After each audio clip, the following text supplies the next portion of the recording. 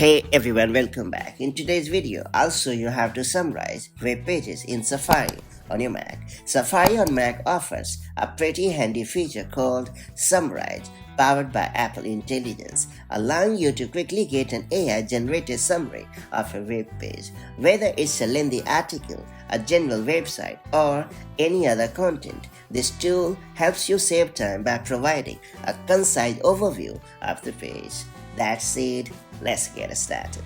So first off, launch Safari on your Mac and then navigate to the web page you want to summarize.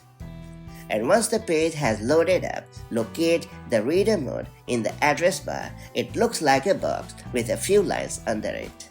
And then you have to click on the reader button. After that, you have to select Show Reader option to enter the reader mode. And in the reader mode, wait a moment until the summarize option appears at the top of the screen. Then you have to click on the summarize option and you will see a concise summary of the web page, and that's pretty much it.